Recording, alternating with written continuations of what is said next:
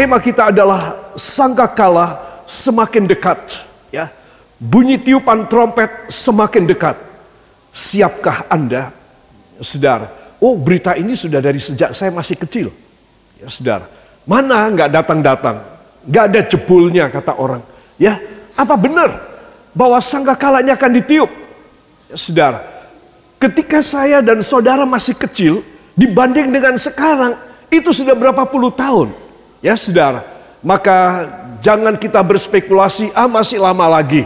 Nanti kalau anak saya, ya, umur 3 tahun mendengar suara ini, khotbah ini, umur 6 tahun mendengar khotbah ini, mungkin dia juga masih lama. Saudara, kita seringkali menganggap masih lama. Ya, saudara. Nanti saya akan tunjukkan kalau kita mempunyai pikiran masih lama, berarti kita ini masih ingin masuk di dalam masa antikristus. Katakan masa antikristus. Saudara, seorang Kristen harusnya berharap Tuhan cepat datang. Amin. Ya, seharusnya sebagai anak Tuhan, orang yang ditebus oleh darah Yesus, kita ini berharap Tuhan cepat datang. Ya, wah, anak-anak remaja, anak-anak muda, waduh, rugi aku. Ya, gimana belum bisa menikah, Tuhan sudah datang. Ya, saudara, apapun yang terjadi dalam hidup kita, saudara, kalau Tuhan cepat datang itu lebih bagus. Amin. Daripada saudara ingin Tuhan masih lama. Berarti saudara mengharap masuk di dalam banyak periode akhir zaman yang tidak baik, yang mengerikan, yang sebelum kita mati sudah menghukum kita. Itu sebab firman Tuhan sebentar ini harus kita perhatikan. Ya, saudara-saudara melihat ada berapa orang malaikat di sini? Coba dihitung. 1, 2, 3, 4, 5, 6, 7. Nah, ada 7 malaikat. Kalau saudara melihat 7-7-nya ini, saya dari jarak dekat ini melihat, saudara, tidak ada yang happy loh wajahnya. Wajahnya serem. Wajahnya tegang. Wajahnya menanggung horor. Wajahnya menanggung sesuatu yang berat. Sebab masing-masing mereka sadar, kalau aku meniup trompet ini, aku meniup, malapetaka luar biasa terjadi di seluruh dunia. Saudara, tapi mereka harus melakukan satu demi satu. Itu sebab bagi mereka sendiri tidak happy untuk melakukan ini. Karena sengsaranya, aniayanya, dan bencana musibahnya yang bakal terjadi, itu luar biasa. Saudara, namun lebih dahulu saya ingin mengajak saudara membuka Alkitab. Ya, saya ada di sini, kita akan baca di depan. 1 Tesalonika 4. Ayat yang ke-16 dan ayat yang ke-17. Saudara, dari 1 Tesalonika 4 ayat 16 dan 17, kita akan melihat nanti, ya, ketika kita bicara lebih dahulu tentang kematian, ya, tentang pengangkatan dan tentang kematian, maka setelah itu saya akan berbicara bersama dengan Anda, kita akan melihat tentang sangkakala. Lebih dahulu ayat 16, kita akan baca 1, 2. Sebab pada waktu tanda diberi, yaitu pada waktu penghulu malaikat berseru dan sangkakala Allah berbunyi, maka Tuhan sendiri akan turun dari sorga, dan mereka yang mati dalam Kristus akan lebih dahulu bangkit. Amin. Ya, ayat 16 lebih dulu. Saudara, pada waktu tanda diberi, yaitu pada waktu penghulu malaikat berseru. Jadi dari 7 pembawa trompet nafiri tersebut, ada komandannya. Dia inilah penghulu malaikat yang memberikan perintah untuk masing-masing nanti meniup. Ya, saudara. Nah, pada waktu tanda diberi dan penghulu malaikat berseru dan sangkakala Allah berbunyi, maka Tuhan sendiri, ini adalah sangkakala yang ke-7. Yang keberapa? Yang ke-7. Maka Tuhan sendiri akan turun dari sorga, dan mereka yang mati dalam Kristus akan lebih dahulu dibangkitkan, berjumpa dengan Kristus di awan-awan. Di mana? Di awan-awan. Itu sebab, saudara, sekali lagi saya akan ulangi, sangkakala Allah berbunyi, maka Tuhan sendiri akan turun dari sorga. Dan nomor satu yang sudah meninggal, mereka yang mati dalam Kristus yang sudah dikubur ya sekarang ini dan yang akan datang, yang pokoknya yang mati sebelum dia datang, itu akan dibangkitkan, diberi tubuh yang baru. Tubuhnya kita tidak tahu kayak apa. Saya yakin gagah sekali, laki perempuan akan diberi tubuh yang baru. Wow, katakan luar biasa. Saudara ya, di dalam dunia ini kita punya banyak cacat yang kita sembunyikan di balik tubuh kita, ataupun yang kita tidak bisa sembunyikan. Ketika kita diberi tubuh yang baru, kita dibangkitkan dari kubur, diberi tubuh yang baru, menghadap Tuhan, itu luar biasa banget. Semua dikasih tubuh yang baru. Kita belum bisa mendeskripsikan berapa tingginya, berat badannya, warna kulitnya, rambutnya, kuali apa tidak, ya saudara. Itu kita tidak tahu. Tetapi semua akan diberi tubuh yang baru. Senang apa tidak? Ayo kasih selamat dulu. Wah, selamat ya. Lu belum kok bilang gitu ya. Sudah yakin bahwa kita akan menerima tubuh yang baru. Saudara, tahukah saudara? Orang yang diberi tubuh yang baru dan berkenan menghadap Tuhan di angkasa, anak-anak Tuhan, ya saudara, ada anak Tuhan yang tidak karuan, ya mereka akan dihukum oleh Tuhan masuk di dalam neraka. Ya saudara, ini adalah sesuatu misteri yang tidak ada seorang bisa memecahkannya. Ya saudara, tentang fisik tubuhnya, di mana, di bagian mana daripada dunia ini, di bawah langit ini, ya, apakah di atas langit berarti tinggi sekali? Ya saudara, kita tidak ada yang tahu. Dan istimewa kapan waktunya tidak tahu, ya saudara.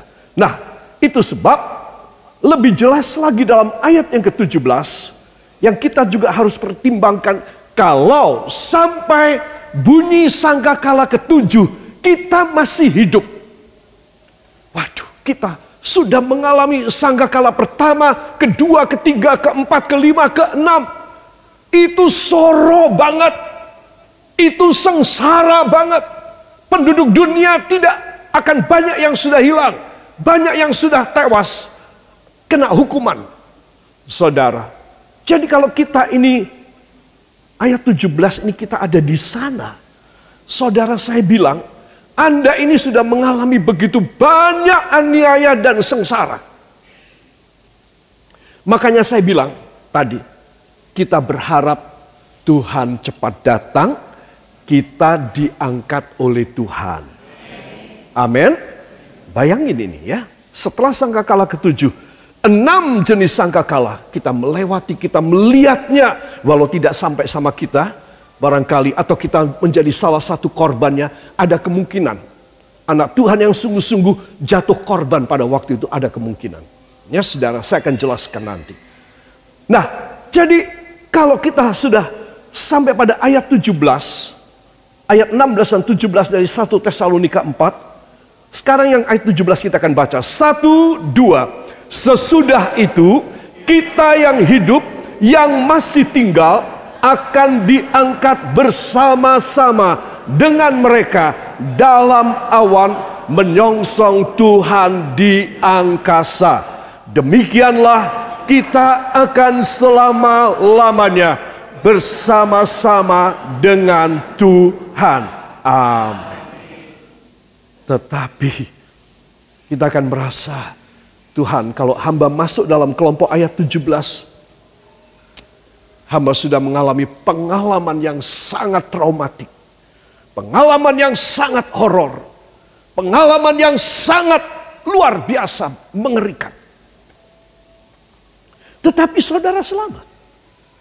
Saya selamat kalau kita belum mati. Dan kita akan diangkat hidup-hidupan, saudara. Dan kita akan diberi tubuh yang baru juga, sama seperti orang-orang Kristen yang lain yang baru dibangkitkan dari kubur tadi. Jadi kita yang masih hidup termasuk dalam kloter kedua. Kloter pertama siapa? Siapa? Orang-orang yang sudah dikubur dan dibangkitkan kembali. Ya saudara. Nah, kloter kedua setelah itu semua beres, kloter kedua adalah orang-orang Kristen yang masih hidup, yang masih tertinggal, akan dirubah dalam sekejap. Dan mereka akan menyongsong Tuhan di awan-awan. Ya, beri tepuk tangan bagi dia. Haleluya.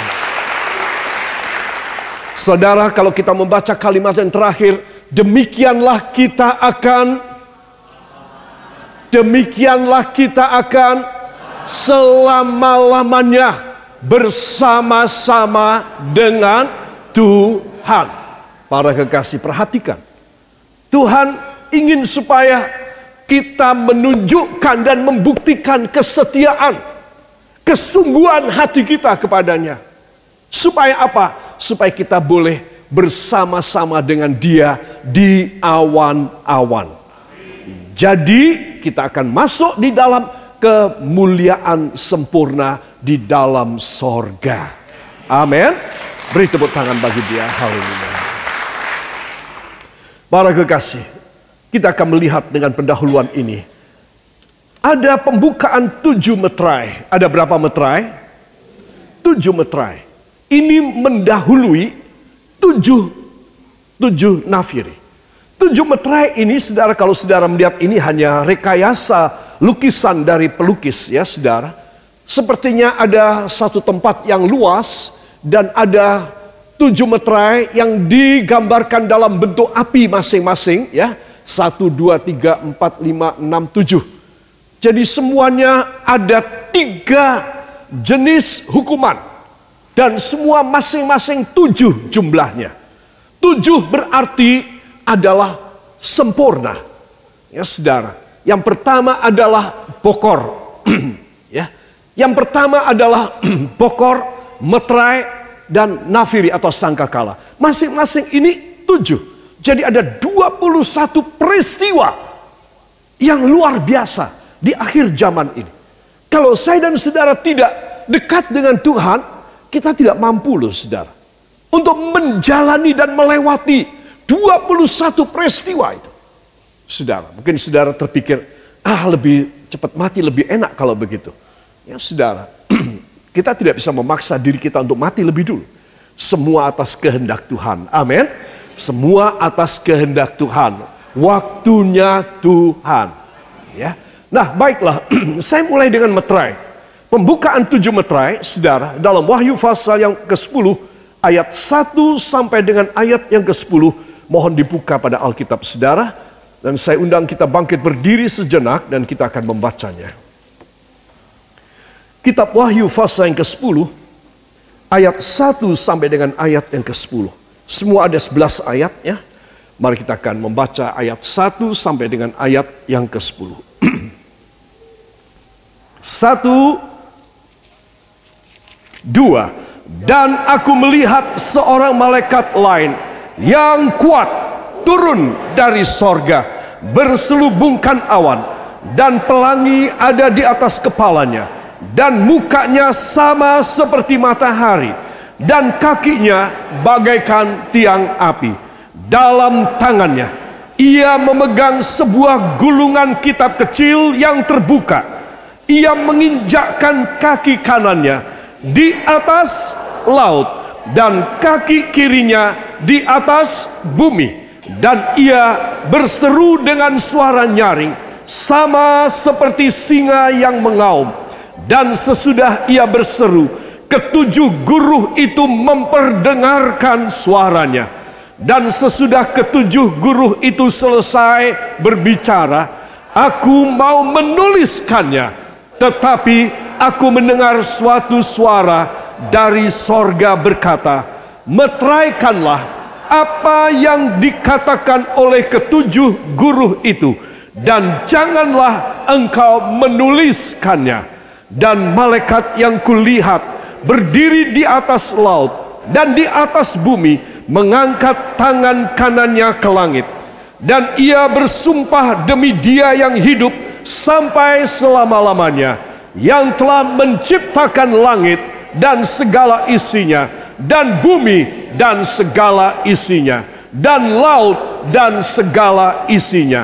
Katanya, tidak akan ada penundaan lagi. Tetapi pada waktu bunyi sangkakala dari malaikat yang ketujuh, yaitu apabila ia meniup sangkakalanya, maka akan genaplah keputusan rahasia Allah seperti yang telah ia beritakan kepada hamba-hambanya, yaitu para nabi.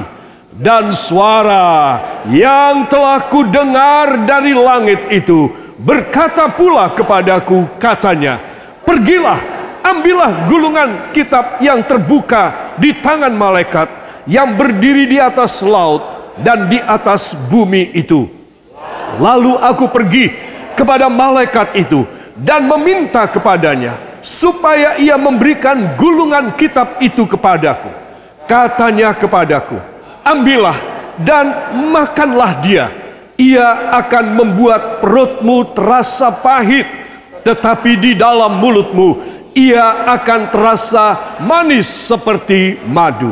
Lalu aku mengambil kitab itu dari tangan malaikat itu dan memakannya.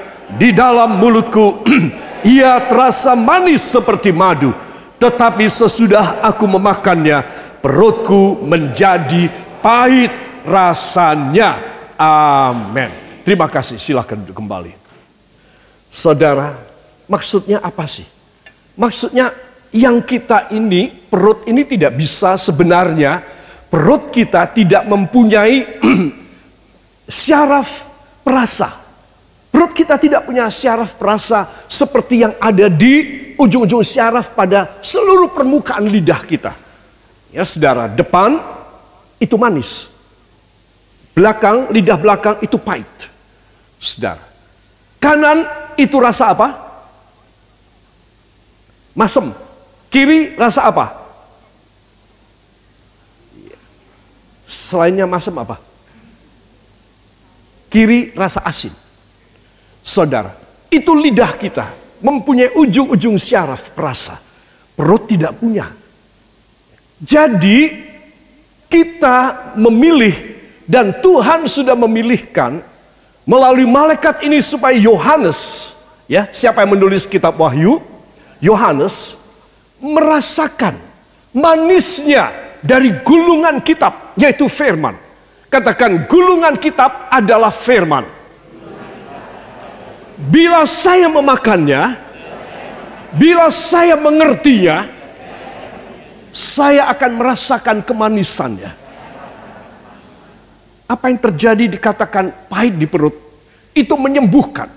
Saudara, seluruh pengobatan secara herbal itu pahit, itu selalu mempunyai efek detoksifikasi dan juga adalah anti racun. Jadi saudara, ayat ini menyebutkan bahwa firman, makanlah gulungan kitab, dulu bukan bentuknya semacam kitab kita ini, buku semacam ini, tapi gulungan kecil, makanlah. Ya saudara, dan dimakan manis di mulutnya Yohanes, tetapi menyembuhkan di dalam Yohanes. Itulah firman yang saudara miliki, yang saya miliki.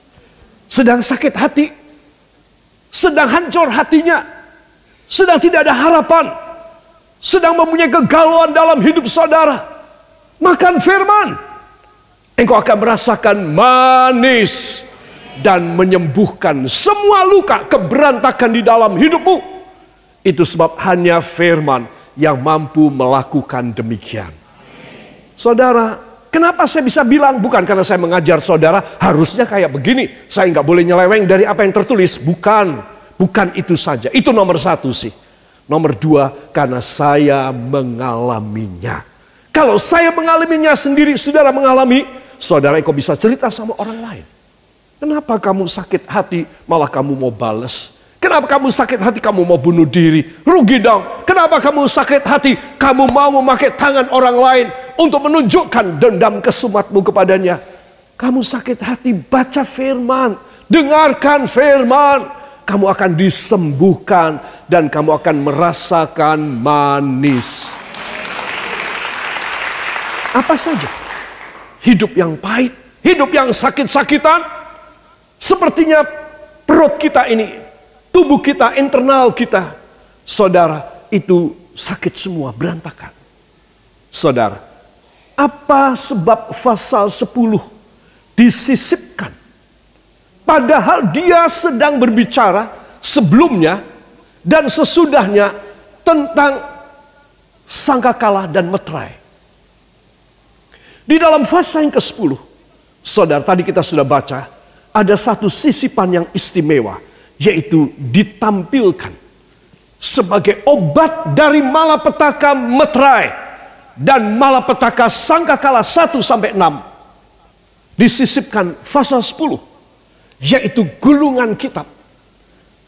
Setelah itu apa yang terjadi, saudara? Pada gulungan kitab ini ketika dimakan oleh Yohanes, saudara, ayat yang ke-7, tetapi pada waktu bunyi sangkakala dari malaikat yang ke-7, saudara, sudah selesai semuanya, maka diberikanlah kepada Yohanes gulungan kitab. Saudara, ini disisipkan pasal yang ke-10 ini. Supaya apa? Supaya kita mendapat dua hal. Yang saya jelaskan tadi yang kedua, yaitu gulungan kitab. Katakan, yang kedua adalah gulungan kitab. Yang pertama adalah guru yang berbicara.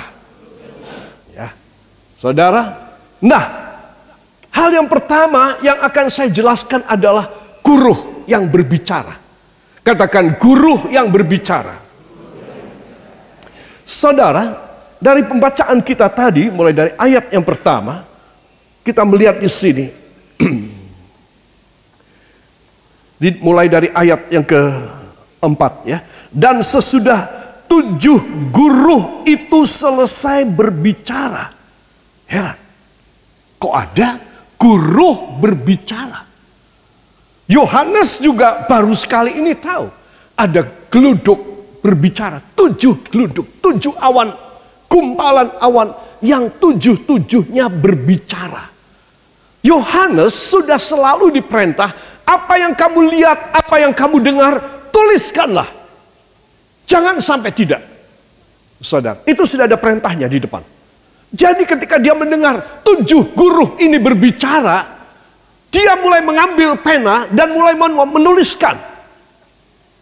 Tetapi ada suara dari malaikat, saudara, meteraikanlah apa yang dikatakan oleh ke-7 guru itu dan janganlah menuliskannya. Aneh ini. Kali ini perkataan guru tidak boleh ditulis. Cukup kau dengar saja.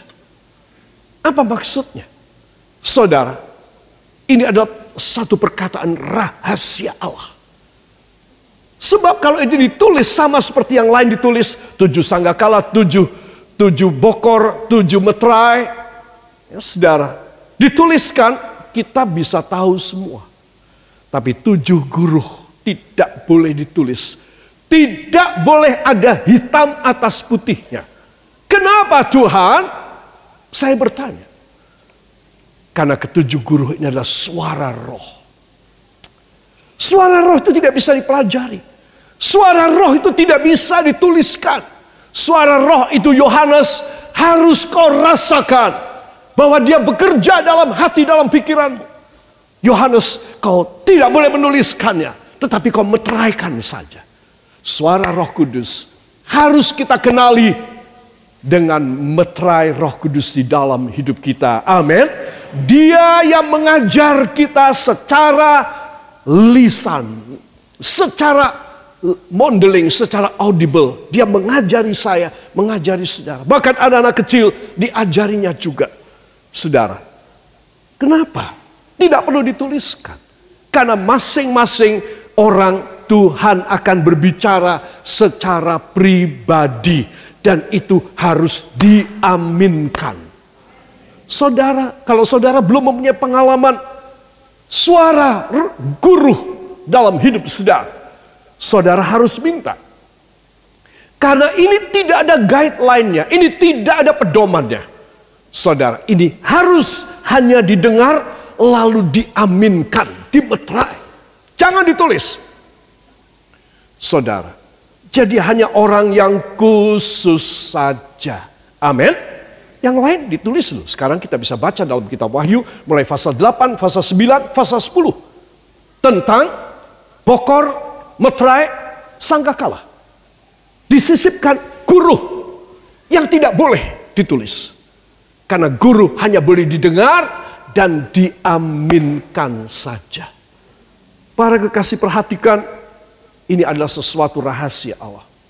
Terus orang yang dekat kepada Tuhan, yang setia berbakti kepada Tuhan, yang mempunyai saat teduh di rumah, yang membaca Alkitab di rumah, dan yang membaktikan dirinya untuk melayani Tuhan dengan baik, hanya orang yang semacam inilah boleh mendengar suara guru. Dan kalau dia mengaminkan, itu akan terjadi dalam hidup dia. Sebab itu saudara yang kekasih, kenapa gembala saudara selalu menekan saudara? Menekan, saya bukan menghimbau, saya menekan saudara. Maju dalam Tuhan. Sungguh-sungguh dekat kepada Tuhan. Waktunya sudah dekat. Dan ingat saudara, ini merupakan satu masa transisi, fase yang ke-10 dengan fase 11. Apa fase 11? Mulai masa aniaya 42 bulan atau 1250 hari atau 3,5 tahun. Itu sebab Tuhan sudah menyiapkan semuanya. Kita ingin Tuhan, kalau boleh hamba tidak mengalami 3,5 tahun karena hamba tertinggal. Tuhan bilang, up to you, terserah sama kamu. Kamu bisa tertinggal, kamu punya pilihan. Kamu tidak usah tertinggal, kamu ikut terangkat, kamu punya pilihan. Saudara, itu sebab anak-anak Tuhan pada zaman ini kita harus waspada karena kita tidak lama lagi, bukan mau meninggal, tidak lama lagi kita akan mengalami, melihat, mendengar, dan kita akan mengalami mungkin keadaan-keadaan yang tidak baik di sekitar kita. Itu sudah diamanat, sudah dipastikan itu terjadi. Itu sebab kenapa saya mendorong saudara, supaya saudara lebih diperlengkapi, lebih equipped. If you come to the Bible study, God Himself, the God, Holy Spirit of God will teach you.